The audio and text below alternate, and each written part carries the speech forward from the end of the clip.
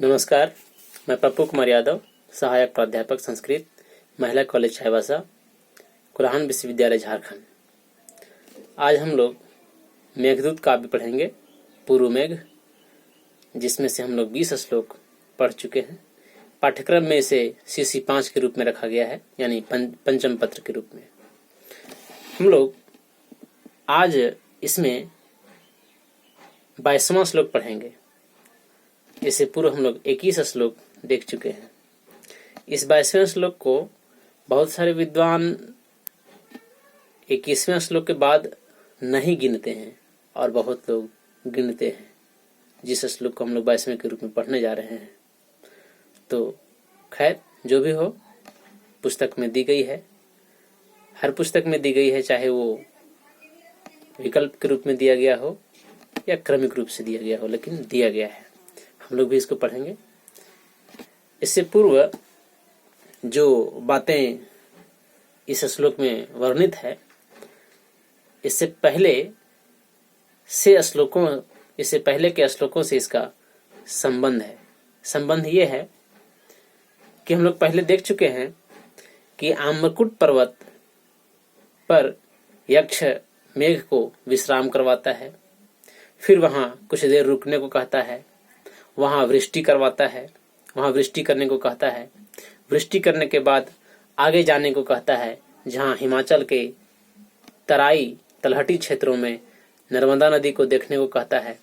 और उस अगले श्लोक में उसी नर्मदा नदी से जलों को पीकर, उस नर्मदा नदी के हल्के जलों को पीकर और आगे बढ़ने के लिए बोलता है, क्योंकि आम्रकूट पर्वत पर वह मेघ वृष्टि करके हल्का हो चुका है, उसमें जल की मात्रा कम हो चुकी है, और उसे नर्मदा नदी में जाकर के उसके हल्के जलों को पी करके आगे बढ़ने के लिए बोलता है, जिससे वो सबल हो, मजबूत हो।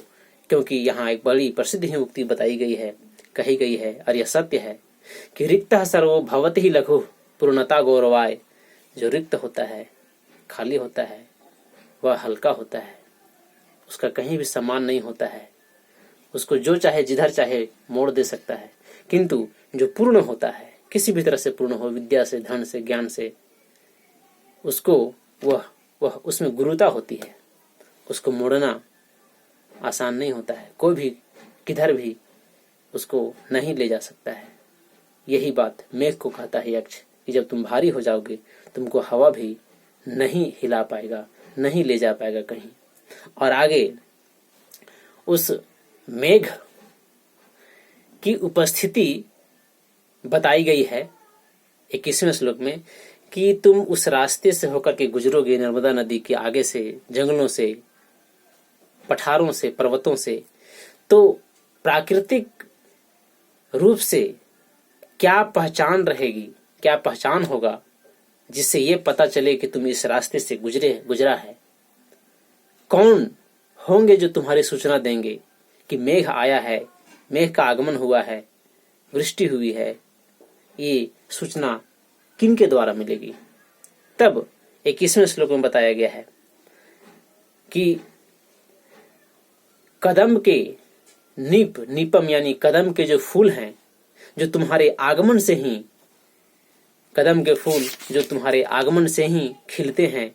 क्योंकि आप पढ़िएगा जब उत्तर मेघ का दूसरा श्लोक, उसमें जो श्लोक है, शुरू में ये है हस्तलीला कमलमल के बाल मुकुंदानुविद्धम, और अंतिम में उसी में है सीमंतम च त्वद उपगमजम यत्र नीपम वधूनाम, यानी जिस अलकापुरी के वधुओं के हाथ में कमल के फूल होते हैं, केसों में, चूड़ापास में बाल मुकुंद का फूल होता है, मुकुंद का फूल, और जहाँ नीपम, जहाँ जो कदम का जो फूल होता है, कदम का जो फूल खिलता है, वह वैसा फूल जो त्वत उपगमजम, यानी उस मेघ के आने के बाद ही जो खिलता है, पहले नहीं खिलता है, उस मेघ के आने के बाद ही जो फूल खिले, वैसे कदम के फूलों को वे अलकापुरी की स्त्रियां अपने मांग में, अपने यहाँ सीमंत में यानी मांग में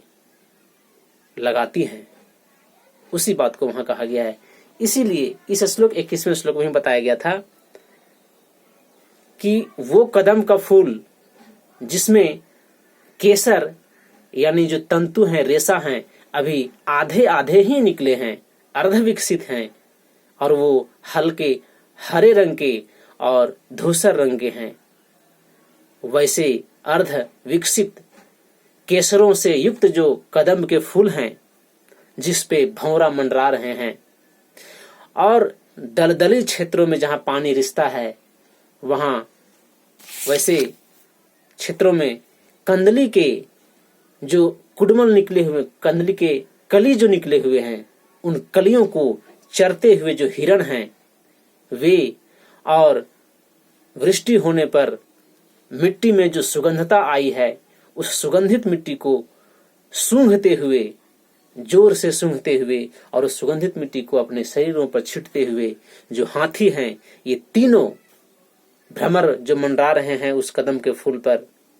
और हिरण जो उस कंदली के नए नए कलियों को खा रहे हैं, और हाथी जो सुगंधित मिट्टी को, जो पानी पड़ने के बाद, वृष्टि होने के बाद जो सुगंधित हो गया है, उस मिट्टी को, सुगंधित मिट्टी को जो सूंघ रहे हैं, ये तीनों ही तुम्हारी सूचना दे रहे हैं, यानी मेघ की सूचना दे रहे हैं कि मेघ का आगमन हो चुका है, वृष्टि हो चुकी है, वृष्टि होना प्रारंभ हो चुका है, वर्षा काल आरंभ हो चुका है, मेघ का आगमन हो गया है। इन सभी बातों को वे तीनों ही सूचना दे रहे हैं। अब इस 22वें श्लोक में बताया गया है कि वो तो प्राकृतिक स्वरूप से दे रहे थे, लेकिन सामाजिक रूप में लोगों के रहन सहन में, जीवन में क्या परिवर्तन हुआ है, क्या अचानक ऐसा लगा कि उससे महसूस हुआ, उससे ज्ञान हुआ कि मेघ का आगमन हो गया है। इसी बात को इस श्लोक में, इस 22वें श्लोक में बताया गया है। हम लोग पहले उस श्लोक को पढ़ते हैं, उसके बाद उसको समझेंगे कि क्या उसमें दिया गया है। आइए।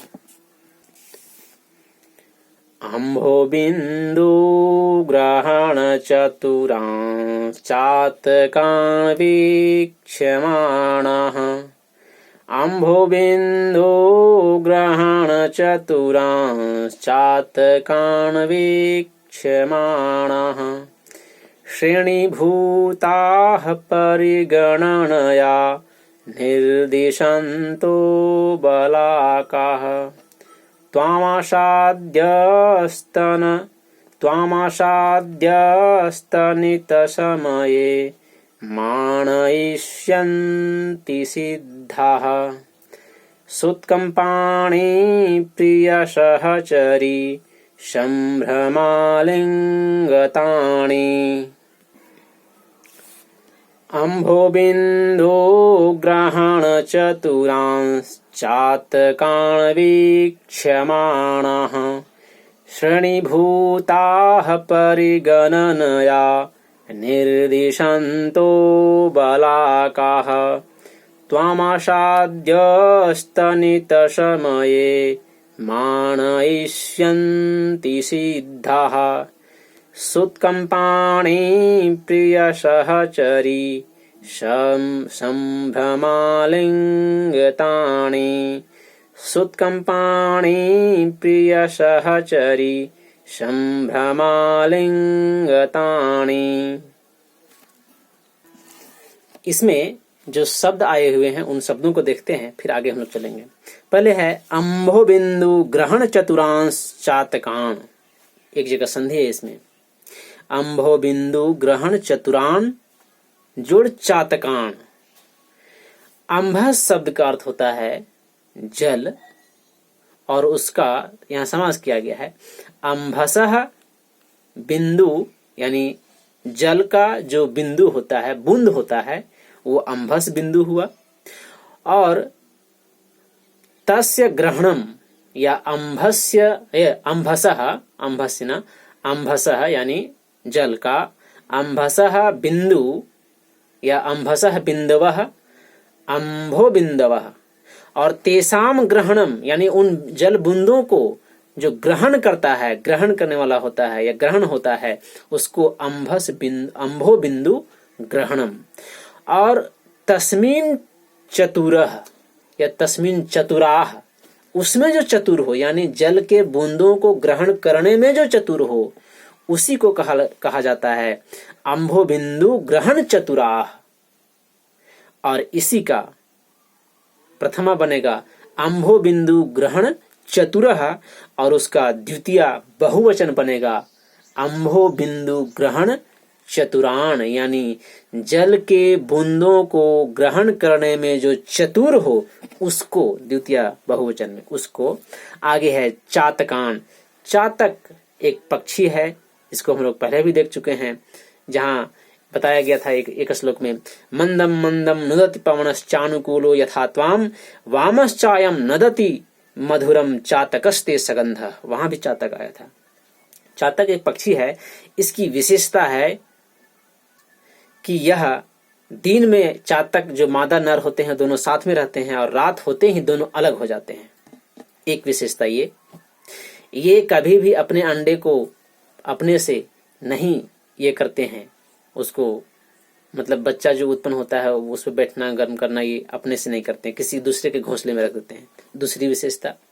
तीसरी विशेषता इसकी ये है कि ये कभी भी कितने भी प्यासी हो, ये जल के बूंदों को, यानी जल का जो बूंद एक एक बूंद करके पीना होता है, या फिर ये यानी जब इसको प्यास लगे तो कभी भी प्यासे अवस्था में यह किसी भी सरोवर नदी झरना कहीं का भी जल ये नहीं पीती है। ये पक्षी चाहे इसको आप पूरे उसमें डुबा दीजिए फिर भी अपनी चोंच को बंद कर लेती है ताकि जल न घुस जाए। ये जब भी जल पीती है तो वर्षा का बूंद जो गिरते हुए रहता है उसी वर्षा के बूंद को ही डायरेक्ट सीधा अपने मुंह में चोंच में ये पीती है। इसकी विशेषता है, इसी बात को यहाँ बताया गया है। यानी जो वर्षा के बूंदों को ग्रहण करने में जो चतुर हो, ऐसे चातक पक्षी को, चातकान ऐसे चातक पक्षियों को, वीक्षमानः विपसर्ग है, इक्ष धातु है, सानच प्रत्यय लगा हुआ है, वीक्षमानः है अर्थात देखते हुए जो हैं, कोई हैं जो ऐसे चातक पक्षी को देख रहे हैं जो वर्षा के बूंदों को अपने चोंच में ग्रहण करने में चतुर है, ऐसे किसी चातक पक्षी को कोई देख रहे हैं, इसी के लिए वीक्षमानः देखते हुए जो देख रहे हैं कौन है, आगे देखते हैं हम लोग। श्रेणी भूता, श्रेणी मतलब होता है पंक्ति, लाइन जिसको बोलते हैं, तो भूता मतलब बद्ध, श्रेणी भूता यानी पंक्तिबद्ध जो हो गए हैं उनको, यहाँ भी द्वितीय है इसमें, लता लते लता, लताम लते लता, वैसे भूता का द्वितीय बहुवचन भूता। आगे है परिगणनया, परिगणना का तृतीय एक वचन होता है परिगणनया, जैसे लता का लतया, तो परिगणना का तृतीय एक वचन परिगणनया यानी गिनती के द्वारा, अच्छे प्रकार से गिनती करते हुए के द्वारा। निर्दिशंतः, निर्दिशंतो यानी निर्दिशंतः निर्देशित कर रहे हैं जो, निर्दिशंतः, निर्दिशंतः, निर्दिशंतः यानी जो निर्देशित कर रहे हैं, दिखा रहे हैं। इसमें दृश्य धातु में इसमें लगा हुआ है निरुपसर्ग है, और ये सत्री प्रत्यय लगा हुआ है और उसका बहुवचन है, जैसे गच्छन गच्छन्तौ गच्छन्तः, वैसे निर्दिशन निर्दिशन्तौ निर्दिशन्तः, ये रूप बनता है इसका, यानी दिखाते हुए निर्देशित करते हुए जो हैं वो बलाकाह यानी बगुलियों को, वैसे बगुलियां जो पंक्तिबद्ध हो गई हैं उन पंक्तिबद्ध बगुलियों को जो दिखाते हुए हैं वो। आगे त्वामासाद्य, त्वाम जोड़ आसाद्य, त्वाम युष्मत शब्द का द्वितीय एक वचन, त्वाम मतलब तुमको, आसाद्य मतलब प्राप्त करके, आसाद्य अर्थात प्राप्त करके। स्तनित समय, स्तनित का अर्थ होता है गर्जन, आवाज, गड़गड़ाहट या बिजली का चमकना, तो स्तनित यानी स्तनित समय का अर्थ हो गया कि बिजली चमकने के समय, गड़गड़ाहट के समय या गर्जन के समय, मेघ के गरजने के समय, ये इसका अर्थ होगा। माणिष्यन्ते, इसका माणिष्यन्ते ये जो है इसमें मण धातु है और लिट लकार प्रथम पुरुष बहुवचन में इसका रूप बनता है माणिष्यन्ते, मन धातु का, यानी तुमको सम्मान देंगे, मान देंगे, तुमको प्रतिष्ठा देंगे। वो क्यों देंगे आगे देखिए। सिद्धाह यानी सिद्ध जो पुरुष हैं वो तुमको, सिद्धाह त्वाम मानिष्यन्ति, सिद्ध पुरुष तुमको ये मान देंगे, सम्मान देंगे, तुमको अच्छा कहेंगे, तुमको परोपकारी कहेंगे, तुमको भला कहेंगे। आगे देखते हैं, सोत्कंपानि स उत्कंपानि, स उत्कंपानि सोत्कंपानि। कंपनम का अर्थ होता है कंपन, यानी इसमें कह सकते हैं जब डर होता है तो डर के कारण जो कंपन उत्पन्न हो जाए शरीर में, उस कंपन के साथ यानी भय के साथ, सोत्कंपानि यानी भयेन सहितम, भयेन सहितानि, भय के साथ जो कंपन होता है उसके वैसा। प्रिय सहचरी, प्रिय यानी जो सबसे प्रिय हो, सहचरी जो साथ चलने वाली हो यानी पत्नी, प्रिया, कांता। तो प्रिय सहचरी संभ्रमालिंगितानि, ये लिखा हुआ है। अब इसमें एक शब्द आया हुआ है, प्रिय सहचरी संभ्रमालिंगितानि, प्रिय सहचरी यानी पत्नी। तो प्रिय सहचर्याः संभ्रम यानी प्रिय सहचरी के संभ्रम, संभ्रम का अर्थ होता है भय, डर, आतंक, ये होता है। और संभ्रम आलिंगितम यानी संभ्रमेन आलिंगितम, इसका अर्थ हो गया भयेन आलिंगितम, यानी भय के साथ जो आलिंगन किया जाए, भय के साथ जो उनको गला मिला जाए, भय के साथ, डर के साथ जो आलिंगन, उसको अपने प्रिय को, अपने पति को जो आलिंगन किया जाए, उसी को कहते हैं संभ्रम आलिंगितम, संभ्रमेन आलिंगितम, संभ्रमालिंगितम। और उसमें एक आलिंगन नहीं है, अनेक आलिंगन है। क्योंकि जब मेघ का गर्जन हुआ तो उस मेघ के गर्जन को सुन करके वह पत्नी अपने प्रिय पति को बार बार भय से आलिंगन कर रही है। उसी का यहाँ बात किया गया है कि संभ्रम आलिंगितानि, यानी अनेक बार उसको आलिंगन की है, इसी को यहाँ बताया गया है। आलिंगितानि, आलिंगितम, आलिंगिते, आलिंगितानि, आलिंगितम, आलिंगिते, आलिंगितानि, यहाँ द्वितीय का बहुवचन का प्रयोग किया गया है। तो मुख्य रूप से इसका जो अर्थ है वो ये, इस सब का अर्थ हम समझ गए हैं एक एक शब्द का। पूरे में मुख्य जो अर्थ है, अर्थ देने लायक जो शब्द है, वो सिर्फ ये है कि सिद्धाह, जो सिद्ध पुरुष है, तीसरे चरण के जो अंतिम में है, सिद्धा, सिद्ध जो पुरुष हैं, देवकूट के जो एक जाति है सिद्ध, वो सिद्ध जो पुरुष हैं, पहले भी हम लोग पढ़ चुके हैं, मुग्ध सिद्धांगना, सिद्ध यानी एक जाति है। वो सिद्ध पुरुष जो हैं वे त्वाम, तुम मेघ को मानिष्यन्ति, मान देंगे, सम्मान देंगे, बस इतना ही है मुख्य। यानी सिद्ध पुरुष तुमको, तुम मेघ को, सिद्धाः त्वाम मानिष्यन्ति, तुमको सम्मान देंगे, मान देंगे। कदा, कब देंगे तुमको सम्मान? इसके इस प्रश्न के उत्तर में है कि सिद्धाः त्वाम स्तनित समये मानिष्यन्ति। स्तनित यानी सिद्धाः, सिद्ध पुरुष तुमको, त्वाम तुमको, स्तनित समय यानी गर्जन के समय, जब तुम्हारा गर्जन होगा, बिजली कड़केगी मेघ के कारण, उस समय सप्तमी है, उस समय में तुमको त्वाम मानिष्यन्ति, तुमको सम्मान देंगे, तुमको कहेंगे कि तुम कितना अच्छा काम किया, तुम गर्जो, बहुत अच्छा तुम किया। क्यों कहेंगे ऐसा? तो इसमें बताता है कि सिद्धाः त्वाम स्तनित समय मानिष्यन्ति, तुमको सम्मान देंगे, क्या करके? बोलता है आसाद्य, सिद्धाः त्वाम स्तनित समय आसाद्य मानिष्यन्ति, सिद्ध पुरुष तुमको गर्जन के समय प्राप्त करके, लेकर के, प्राप्त करके तुमको अच्छा कहेंगे, तुमको मान देंगे, तुमको सम्मान देंगे। क्या प्राप्त करके?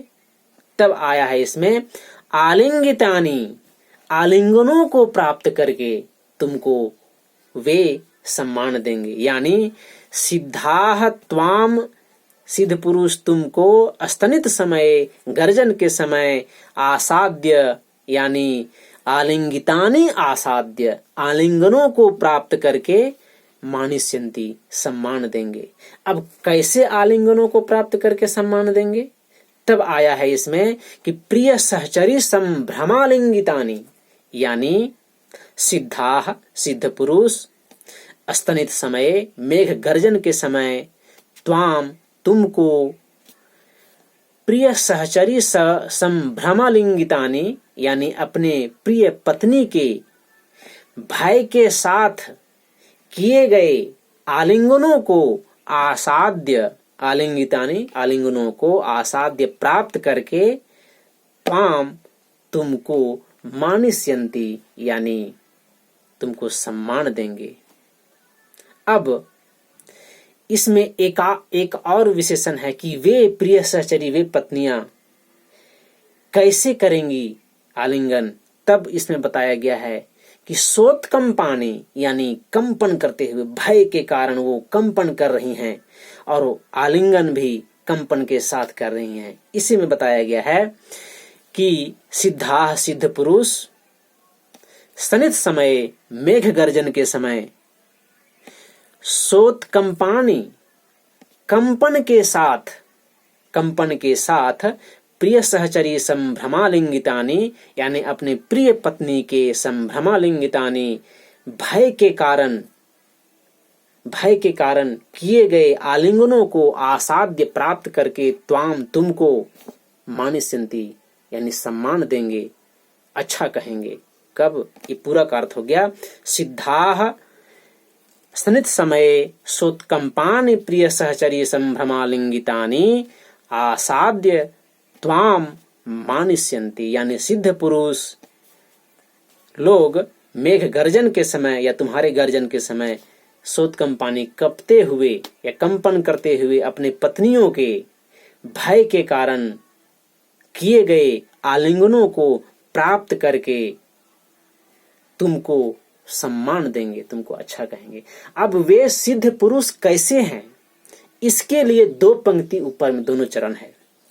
वे सिद्ध पुरुष कैसे हैं इसमें समझिए क्या है। वे सिद्ध पुरुष दो बात है जो जिन दोनों को वो कर रहे हैं। पहले क्या है? अम्भो बिंदु ग्रहण चतुरांश चातकान वीक्षमाणा, अम्भो बिंदु ग्रहण चतुरांश चातकान वीक्षमाणा। वे सिद्ध कैसे हैं? तो वीक्षमाणा हैं, यानी देखते हुए हैं, देख रहे हैं। क्या देख रहे हैं? ऐसे सिद्ध पुरुष जो वीक्षमाणा हैं, यानी देखते हुए हैं। किनको देख रहे हैं? तो अम्भो बिंदु ग्रहण चतुरान चातकान वीक्षमाणा, यानी जो वर्षा की बूंद को अपने चोंच में ग्रहण करने में चतुर हो, ऐसे चातक पक्षी को वो देख रहे हैं और अपनी पत्नी को भी दिखा रहे हैं। ऐसे सिद्ध पुरुष हैं। सिद्ध पुरुष का पहला विशेषण यहाँ आया हुआ है कि अम्भो बिंदु ग्रहण चतुरांश चातकान, यानी जब मेघ गया है तो मेघ के जाने के बाद जब वो मेघ के कारण जब वर्षा की बूंदें गिर रही है तो उन वर्षा के बूंदों को गिरने के समय वे जो चातक पक्षी हैं, हम पहले बताएं कि चातक पक्षी कभी भी किसी सरोवर, तालाब, नदी, झरना का जल नहीं पीते हैं। वो जब भी पीते हैं तो वर्षा के बूंद को। तो उस वर्षा के समय, मेघ के जाने के बाद वर्षा जब हो रही है तब उसको बूंदों को जो चातक पक्षी अपने चोंचों में लेकर के पी रहे हैं, इतनी चतुरता है उसमें कि हर बूंद को वो अपने चोंचों में वो ग्रहण कर रहे हैं जहां वो स्थित हैं। उस दृश्य को वीक्षमाणा, देखते हुए हैं। कौन? ये सिद्धाः, यानी जल के बूंदों को ग्रहण करने में जो चतुर हैं, वैसे चातक पक्षियों को देखने में लगे हुए हैं। कौन? ये सिद्धाः। एक और विशेषण है इनका कि श्रेणीभूताः परिगणनया निर्दिशन्तः बालाकाः, यानी श्रेणीभूताः बालाकाः, यानी पंक्तिबद्ध, श्रेणीभूता यानी पंक्तिबद्ध जो बालाकाः, जो बगुलियां हैं, बगुलियां जो श्रेणीभूताः बालाकाः, पहले ही बताया गया था एक श्लोक में, 9वें श्लोक में कि गर्भाधान क्षण परिचयात् नूनम् आबद्धमालाः सेविष्यन्ते नयन सुभगम घे भवंतम बलाका, यानी जिन बगुलियों को तुम मेघ को देखने के बाद अपने गर्भाधान समय का ज्ञान होता है, वे बगुलियां तुम्हारे साथ चलेंगी, पंक्तिबद्ध होकर के चलेंगी। आबद्धमालाह बलाकाह, यानी पंक्तिबद्ध होकर जो बगुलियां तुम्हारे साथ चलेंगी, पहले ही बताया गया था 9वें श्लोक में। और इसी बात को यहाँ बताया गया है कि वे सिद्ध पुरुष, ये भी यहाँ कालिदास बता रहे हैं, कहीं बगुलियां बीच में तो छोड़ नहीं दिए हैं मेघ को, इसीलिए बता रहे हैं कि वे बगुलियां मेघ के साथ ही चल रहे हैं। इस बात को यहाँ बताया गया है कि वे सिद्ध पुरुष उन बगुलियों को जो पंक्तिबद्ध हैं, श्रेणीभूताः बलाकाः, जो श्रेणीभूत हैं यानी पंक्तिबद्ध हैं, उन बगुलियों को सिद्ध पुरुष देख रहे हैं। और देख करके क्या कर रहे हैं, इसको देखिए। परिगणनया निर्दिशन्तः, यानी श्रेणीभूताः बलाकाः, श्रेणीभूत यानी पंक्तिबद्ध, बलाकाः दोनों में बहुवचन है, द्वितीय का बहुवचन, लता लते लता, लताम लते लता, वैसे श्रेणीभूता का बहुवचन द्वितीय का श्रेणीभूताः, जैसे लता बनता है वैसे श्रेणीभूताः बलाकाः, यानी पंक्तिबद्ध जो बलाकाः जो बगुलियां हैं उनको परिगणनया, परिगणना का तृतीय एक वचन परिगणनया, यानी परिगणना के द्वारा यानी गिनती के द्वारा। देखो 1 2 3 ऐसा करके 2 गई, 4 गई, 5 गई, 10 गई, इस प्रकार से परिगणनया यानी गिनती के द्वारा इन पंक्तिबद्ध बगुलियों को गिनती करके या गिनती करने के द्वारा या गिनती करते हुए, निर्दिशन्तः दिखाते हुए, यानी देखो अपनी प्रिय सहचरी, अपनी प्रिय पत्नियों को वे सिद्ध पुरुष दिखा रहे हैं कि देखो पहली बगुली, दूसरी बगुली, तीसरी बगुली, ये जा रहे हैं। इस प्रकार से क्रमबद्ध या पंक्तिबद्ध बगुलियों को दिखाते हुए जो अपनी पत्नी को दिखा रहे हैं, ऐसे सिद्ध पुरुष। तो सिद्ध पुरुष के 2 विशेषण हैं। पहला कि अम्भोबिंदु ग्रहण चतुरान चातकान वीक्षमानः, जो वर्षा के बूंदों को अपने चोंच में ग्रहण करने में जो चतुर है, वैसे चातक पक्षियों को जो देख रहे हैं, ऐसे सिद्ध पुरुष वीक्षमानः। और दूसरा विशेषण कि श्रेणीभूताः बलाकाः परिगणनया निर्दिशन्तः, यानी पंक्तिबद्ध बगुलियों को गिनते हुए या गिनती के द्वारा दिखाते हुए, निर्देशित करते हुए, निर्दिशन्तः यानी अपनी पत्नियों को दिखा रहे हैं कि देखो बगुलियां जा रही हैं 1 2 3, ऐसे निर्देशित करते हुए ऐसे सिद्ध पुरुष स्तनित समय, गर्जन के समय, तुम मेघ के गर्जन के समय, सोत्कंपानी कंपन युक्त प्रिय सहचरी संभ्रमालिंगितानी, कंपन युक्त अपने प्रिय सहचरी, अपने प्रिय पत्नी के भय से युक्त, भय से भरपूर या भय युक्त, भय के कारण आलिंगितानी आलिंगनों को आसाद्य प्राप्त करके, त्वाम तुम मेघ को मानिष्यन्ति सम्मान देंगे, तुमको अच्छा कहेंगे। यानी इसका सीधा अर्थ यही हो गया कि अम्भो बिंदु ग्रहण चतुरांश चातकान वीक्षमाणाः श्रेणीभूताः बलाकाः परिगणनया निर्दिशन्तो स्तनित ये निर्दिशन्तः सिद्धाः स्तनित समये सोत्कंपानि प्रिय सहचरी संभ्रमालिंगितानि आसाद्य त्वाम मानिष्यन्ति। एक बार फिर देख लीजिए अन्वय।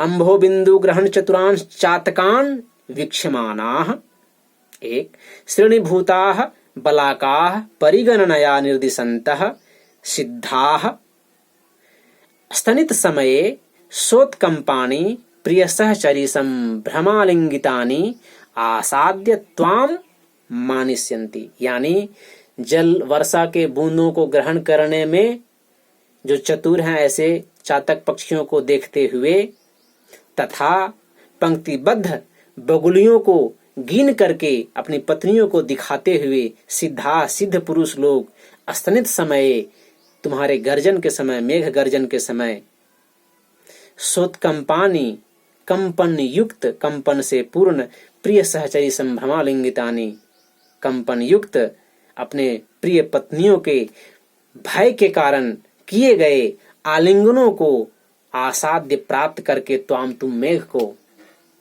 सम्मान देंगे। अर्थात हिंदी ये निकलेगा कि वर्षा के बूंदों को ग्रहण करने में चतुर चातक पक्षियों को देखते हुए और पंक्तिबद्ध बलाकाओं यानी पंक्तिबद्ध बगुलियों को गिन करके दिखाते हुए अपनी पत्नियों को, जो सिद्ध पुरुष हैं, दिखाते हुए जो सिद्ध पुरुष हैं, वैसे सिद्ध पुरुष गर्जन के समय कंपन से युक्त, कंपन पूर्ण अपने पत्नियों के भय के कारण किए गए आलिंगनों को प्राप्त करके तुम मेघ को सम्मान देंगे, अच्छा कहेंगे, भला कहेंगे। यही ये निर्दिष्ट करता है ये श्लोक कि मेघ का आगमन हो चुका है और मेघ के आगमन के कारण ही उनके गर्जन, उस मेघ के गर्जन के कारण ही वे पत्नियां भय पूर्ण हो गई हैं, भय युक्त हो गई हैं और भय के कारण गर्जन के समय अपने पति को आलिंगन जाकर के कर लेती हैं। और उसी आलिंगन का यहाँ बात किया गया है और उसी आलिंगन को प्राप्त करके वे सिद्ध पुरुष मेघ को आशीर्वाद देते हैं कि तुमने अच्छा किया गर्जन करके। चूंकि इस आलिंगन को प्राप्त करने के लिए हम सिद्ध पुरुषों को, इन पत्नियों को बहुत मनाना पड़ता है, किंतु तुम्हारे एक गर्जन से यानी मेघ के गर्जन से ये अनायास ही, अचानक ही, बिना प्रयास किए ही, बिना प्रयत्न किए ही ये आलिंगन हमें कर रही हैं।